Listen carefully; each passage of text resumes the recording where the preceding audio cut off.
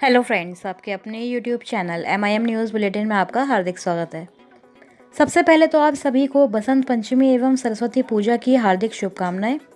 हमारी कामना यही है कि माँ सरस्वती इस साल सभी योग्य शिक्षक अभ्यर्थियों को विद्यालय पहुंचाए और सभी को नियुक्ति पत्र मिल जाए, चाहे वे छठे चरण के अभ्यर्थी हों या फिर 7th फेज के अभ्यर्थी हों। इस वीडियो में हम आपको बताएंगे कि जो प्राथमिक से बिल्कुल ही अलग होगी हाई स्कूल व +2 शिक्षकों की बहाली की प्रक्रिया, और साथ ही बताएंगे कि किन योग्य अभ्यर्थियों का चयन नियोजन होगा, कि इसके बारे में शिक्षा मंत्री ने सारी स्टेटमेंट जो है दी हैं। 6 और 7 फेज की सारी अपडेट्स भी आपको देंगे, तो इसलिए वीडियो में आप एंड तक बने रहें और चैनल पर पहली बार आते हैं तो सब्सक्राइब ज़रूर कर लें। सबसे पहले शिक्षक बहाली की इस खबर पर हम नज़र डालेंगे, जहां पर लिखा गया है कि मूल प्रमाण पत्र का सत्यापन पहले होगा और उसके बाद काउंसलिंग करवाई जाएगी। तो प्राथमिक से बिल्कुल ही अलग है हाई स्कूल व +2 में शिक्षकों की बहाली की प्रक्रिया, क्योंकि सत्यापन के बाद यहाँ पर फाइनल जो मेरिट लिस्ट है, अंतिम जो चयन सूची है, उसका निर्माण किया जाएगा। तो देखिए यहाँ पर डिटेल में पहले देखते हैं कि क्या लिखा है, उसके बाद इसको STET से हम रिलेट करने की कोशिश करेंगे। हाई स्कूल और +2 बहाली में पहले अभ्यर्थियों के मूल प्रमाण पत्र का इस बार सत्यापन होगा, उसके बाद उनकी काउंसलिंग कराई जाएगी। आपको बता दें कि 8 फरवरी से नियोजन इकाईवार जिले में अभ्यर्थियों के मूल प्रमाण पत्र का मिलान और सत्यापन किया जाएगा। इसके बाद उसके आधार पर ही अंतिम चयन सूची बनाई जाएगी। हाई स्कूल और +2 बहाली में प्राथमिक से अलग इस बार बहाली की प्रक्रिया अपनाई जा रही है। तो जिले में यानी कि मुजफ्फरपुर की अगर बात करें तो शुक्रवार देर शाम जिला परिषद और तीनों नगर परिषद की मेधा सूची का अनुमोदन कर लिया गया। फिर DPO स्थापना ने बताया कि नगर निगम नियोजन इकाई की मेधा सूची से संबंधित जानकारी नहीं मिल पाई है। सभी नियोजन इकाइयां मिलाकर जिले में हाई स्कूल में 237 रिक्तियां हैं, वहीं +2 में 511 रिक्तियों पर चयन होना है। तो देखिए इस बार जो है पहले ये डॉक्यूमेंट्स की वेरिफिकेशन का काम होगा, उसके बाद ही काउंसलिंग कराई जाएगी और उसके हिसाब से फिर जो है अंतिम चयन सूची का निर्माण किया जाएगा। तो STET मामले को इससे हम रिलेट कर सकते हैं कि 7th फेज में जब बहाली होगी तो आप लोग जानते हैं कि सारे जो डॉक्यूमेंट्स हैं हम लोग पहले अपलोड कर देते हैं, मतलब कि अगर ऑनलाइन मोड में बहाली होती है तो अपलोड कर दिए जाएंगे। तो उनका सत्यापन पहले ही हो जाना चाहिए, ताकि बाद में जो फाइनल मेरिट लिस्ट बनती है, जो फाइनल सिलेक्टेड लिस्ट बनती है कैंडिडेट्स की, उसमें फिर बहुत सारे अभ्यर्थी बाद में जो है उनका चयन रद्द कर दिया जाता है। जैसे 6 फेज में हमने पहले ही देखा है कि डॉक्यूमेंट सबमिशन के बाद काउंसलिंग होने के बाद बहुत सारे जो चयन है वह रद्द हुए थे अलग अलग जिलों में, क्योंकि डॉक्यूमेंट्स या तो किसी के सही नहीं होते, या फिर जैसे कि पहले भी बहुत सारे कारण हमने आपको बताए हैं कि BEd नहीं किया होता और उसके बाद भी पेपर 1 अगर क्वालिफाई है, या फिर पोस्ट ग्रेजुएशन की डिग्री नहीं है, सब्जेक्ट कॉम्बिनेशन नहीं है, पेपर 2 आपने क्वालिफाई कर लिया है, तो इस तरह की शिकायतें STET में भी आगे आने को मिल सकती हैं। तो इसलिए बेहतर यही होगा कि पहले डॉक्यूमेंट्स की वेरिफिकेशन हो जाए, उसके बाद ही अभ्यर्थियों का जो चयन है फाइनल समझा जाए। दूसरी जो महत्वपूर्ण खबर है आज के अखबारों की अगर बात करें तो काउंसलिंग के लिए शारीरिक शिक्षक अभ्यर्थियों का जो प्रदर्शन है वह हुआ था, और उसमें शिक्षा मंत्री का यह बयान है कि सभी योग्य अभ्यर्थियों का ही नियोजन किया जाएगा। तो बहाली की मांग को लेकर, बहाली जल्दी होने को लेकर अभ्यर्थियों ने कल जो फिजिकल टीचर्स के कैंडिडेट्स हैं उन्होंने प्रदर्शन किया था, और उन्होंने शिक्षा मंत्री विजय कुमार चौधरी के आवास का घेराव भी किया था। अभ्यर्थी सुबह ही जो है उनके आवास के बाहर भी पहुंच गए थे। उनका कहना है कि 2019 में जो 8,000 रिक्तियां निकाली गई थी शारीरिक शिक्षकों के लिए, और परीक्षा में केवल 3523 अभ्यर्थियों का ही चयन हो पाया है।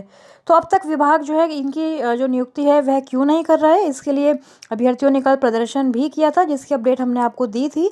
तो इस पर शिक्षा मंत्री ने फिर से एक बार यह कह दिया है कि सभी योग्य अभ्यर्थियों का नियोजन जरूर किया जाएगा। उन्होंने कहा कि सभी जिलों को रोस्टर बनाने का निर्देश दे दिया गया है, पद जिलों को आवंटित कर दिए गए हैं, रोस्टर सूची मिलते ही नियुक्ति प्रक्रिया स्टार्ट कर दी जाएगी। तो आपको बता दें कि प्रारंभिक विद्यालयों में 8,300 से ज़्यादा शारीरिक शिक्षा सह स्वास्थ्य अनुदेशकों के पदों का सृजन किया गया है, लेकिन जो योग्य अभ्यर्थी हैं वह केवल 3523 ही हैं, यानी कि जो जितने पद थे, जितनी रिक्तियाँ थी, उससे आधे भी अभ्यर्थी जो है क्वालिफाई नहीं हो पाए हैं। तो इसलिए सभी का जो नियोजन है वह ज़रूर ही कर दिया जाएगा, लेकिन यह प्रक्रिया कब स्टार्ट होगी, किस दिन, कौन सी तारीख से स्टार्ट होगी, इसका अभी तक शिक्षा मंत्री ने कोई भी खुलासा नहीं किया है। दूसरी तरफ अखबारों के माध्यम से यह खबरें भी आ रही हैं कि जो 43,000 अभ्यर्थियों की जो डिग्री है, जो सर्टिफिकेट्स हैं, उनकी जांच का कार्य इतना आसान नहीं होगा। जो 6 फेज में चयनित हुए हैं प्रारंभिक विद्यालयों में शिक्षकों की नियुक्ति के लिए, आप लोग जानते हैं कि 94,000 में से अभी तक केवल 43,000 अभ्यर्थियों के ही जो चयन है वह हो पाया है, और उनके भी डॉक्यूमेंट्स की जाँच पूरी नहीं हो पाई, जबकि जो तारीख थी 31 अक्टूबर की थी, आपको अगर याद दिला दें कि 38,000 अभ्यर्थियों के जो डॉक्यूमेंट्स हैं उनका वेरिफिकेशन 31 अक्टूबर 2021 तक ही हो जाना था, जो आज तक भी पूरा नहीं हो पाया है। तो अब किस प्रकार से सरकार 25 फरवरी को सभी चयनितों को नियुक्ति पत्र देगी, यह सरकार को ही पता होगा, क्योंकि केवल 20 दिन का समय जो है बचा है और 2 दर्जन राज्यों से जुड़े सर्टिफिकेट्स की जाँच अभी बाकी है। तो देखेंगे किस प्रकार से ये जो जाँच का कार्य है वह हो पाएगा, या फिर केवल बिहार टीईटी का सर्टिफिकेट ही जाँच कर लिया जाएगा। दूसरी तरफ जो शिक्षा विभाग के अपर मुख्य सचिव हैं संजय कुमार, उनका भी व्हाट्सएप पे एक जो रिप्लाई है उसकी इमेज भी सोशल मीडिया पर वायरल हो रही है, जिसमें अभ्यर्थियों ने उनसे पूछा था कि जो गाइडलाइंस हैं प्रारंभिक शिक्षक नियोजन की और जो माध्यमिक शिक्षक नियोजन को अभ्यर्थियों को नियुक्ति पत्र मिलना है, उसके लिए दिशा निर्देश यानी कि जो गाइडलाइंस है उसको वह कब तक रिलीज़ करेंगे। तो इस पर संजय कुमार का जवाब आया था कि बाय नेक्स्ट ट्यूसडे, यानी कि अगले मंगलवार तक, जो आगामी मंगलवार है, ट्यूसडे है, तब तक जो गाइडलाइंस हैं वह जारी कर दी जाएंगी। तो इससे अभ्यर्थियों को एक आइडिया मिल जाएगा कि उन्हें क्या क्या जो डॉक्यूमेंट्स हैं या फिर जो काउंसलिंग के लिए जो नियुक्ति पत्र लेने के लिए उनको किस प्रकार की तैयारियां करनी है, कौन कौन से जो दस्तावेज हैं उनको बिल्कुल रेडी रखना है, क्या क्या चीज़ें लेकर जाने होंगी और किस जगह कैसे ये सब प्रक्रिया होगी। तो सारे ही जो दिशा निर्देश हैं वह विभाग की तरफ से ट्यूसडे तक दे दिए जाएंगे।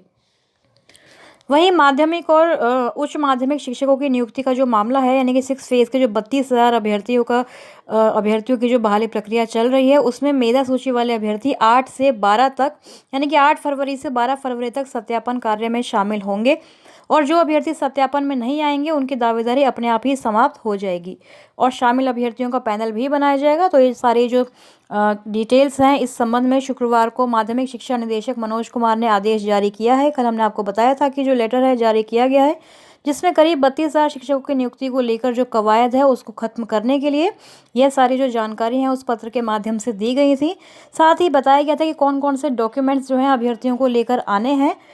वहीं जो मोकामा है पटना का कार्यालय नगर परिषद की तरफ से भी एक जो लेटर है जारी किया गया है, जिसमें यही सारी चीज़ें दी हैं कि +2 का जो सत्यापन होना है काउंसलिंग के दौरान, उसमें कौन कौन से कागजात, कौन कौन से डॉक्यूमेंट्स लेकर आने हैं अभ्यर्थियों को। अगर वह नहीं उपस्थित होते हैं तो उनकी दावेदारी स्वतः ही समाप्त हो जाएगी। पूरा टाइमिंग वगैरह यहाँ पर दिया हुआ है, 10:30 बजे से शाम 4 बजे तक जो है ये कार्रवाई चलेगी। इसमें सभी अभ्यर्थियों के जो मूल प्रमाण पत्र हैं उनको सत्यापन का कार्य वहीं पर किया जाएगा। साथ ही उनको आवेदन प्राप्ति की रसीद की मूल प्रति लानी होगी, सारे डॉक्यूमेंट्स, जैसे कि कल भी हमने आपको बताया था। एकेडमिक डॉक्यूमेंट्स आपके जो भी हैं, साथ ही एजुकेशनल डॉक्यूमेंट्स, जाति, आवासीय सभी प्रमाण पत्र का सेल्फ अटेस्टेड कॉपी भी लानी होती है। तो ये सारी चीज़ें जो है यहाँ पर इस लेटर के माध्यम से भी बताई गई हैं। वहीं जो कंप्यूटर टीचर्स हैं उनके लिए भी एक अच्छी अपडेट है, क्योंकि अब आप लोग देख सकते हैं अपनी स्क्रीन पर कि जो खबर छपवाई गई है अखबारों में कि प्रदेश के उच्च माध्यमिक विद्यालयों में होगी इंटरनेट मीडिया की पढ़ाई और सभी जो प्रधानाध्यापक हैं एवं शिक्षक हैं उनको ऑनलाइन प्रशिक्षण देने का जो काम है उसकी जो तैयारी है वह शिक्षा विभाग के द्वारा स्टार्ट कर दी गई है। स्वयं शिक्षा मंत्री विजय कुमार चौधरी ने कहा है कि आज के ज़माने में इंटरनेट मीडिया की पढ़ाई बहुत ज़रूरी है, ताकि स्कूली शिक्षा पूरी करने के बाद इंटरनेट मीडिया के बारे में बच्चे पूरी तरह से अपडेट रहें। तो ये सारी जो सुविधाएं हैं माध्यमिक और उच्च माध्यमिक विद्यालयों में उपलब्ध कराई जाएंगी। मतलब इंटरनेट, ई बुक्स, ई लाइब्रेरी, वेब पोर्टल, ये सारी चीज़ों की जो ट्रेनिंग है पहले टीचर्स को, हेडमास्टर्स को दी जाएगी। तो इसके लिए आप लोग समझ सकते हैं कि बहुत सारे जो आईआईटी के पेशेवर हैं, यानी कि जो कंप्यूटर टीचर्स हैं, उनकी ज़रूरत पड़ने वाली है। तो कंप्यूटर टीचर्स की आगे आने वाले टाइम में बहुत ज़्यादा ज़रूरत पड़ने वाली है सरकार को। तो निश्चित तौर पर ही सरकार सीटों की संख्या 7 फेज़ में बढ़ा सकती है, ताकि ज़्यादा से ज़्यादा कंप्यूटर टीचर्स को हायर किया जा सके। दूसरी तरफ शिक्षा मंत्री ने यह भी कहा है कि शिक्षकों के हर समस्या का जो समाधान है सरकार करने में लगी हुई है और जो वेतन वृद्धि का मामला था लगभग 3.5 लाख शिक्षकों का, उसका डेटा भी अपलोड कर दिया गया है और सारी जो स्थिति है वह सामान्य हो जाएगी। डिजिटल सिग्नेचर भी जो है जल्द से जल्द किए जाएंगे, स्लिप इत्यादि मिल जाएगी, यानी कि सरकार जो है डिजिटल पूरा जो तैयारी है उसकी तरफ बढ़ रही है। साथ ही जो 7 फेज़ का वेब पोर्टल है उसका भी निर्माण किया जा रहा होगा। तो वह कार्य कितना पूरा हुआ है इसको भी शिक्षा विभाग को सामने रखना चाहिए, क्योंकि 7 फेज़ की बहाली बार बार ये लोग कहते हैं कि ऑनलाइन होगी, सेंट्रलाइज्ड होगी। तो इसके लिए जो वेबसाइट है, जो वेब पोर्टल है, उसका निर्माण कितना पूरा हुआ है या फिर नहीं हुआ, अभी तक वह वेब पोर्टल क्रिएट किया गया है या नहीं किया गया है। तो ये सारी चीज़ें भी अभ्यर्थियों को अब स्टार्ट कर देनी चाहिए, डिमांड रखनी चाहिए कि सरकार इसका भी जवाब दे कि ऑनलाइन जो नोटिफिकेशन आएगा और ऑनलाइन ही जो फॉर्म फिलिंग होगी उसकी प्रक्रिया कितनी पूरी हुई है। तो फ्रेंड्स, इसी उम्मीद के साथ कि 6 फेज़ का जो अभ्यर्थी हैं उनको नियुक्ति पत्र जल्दी ही मिलने वाला है। इसी महीने में पूरी जो बहाली प्रक्रिया है पूरी हो जाएगी और 7th फेज़ का नोटिफिकेशन मार्च के फर्स्ट वीक में जल्दी ही जारी हो जाए। इसी कामना के साथ भी इस वीडियो को मैं अभी एंड करती हूँ। आगे फिर से हाजिर होंगे एक नई वीडियो के साथ आपके लिए यूज़फुल और इम्पॉर्टेंट इन्फॉर्मेशन को लेकर। अभी के लिए इतना ही। Thank you for watching.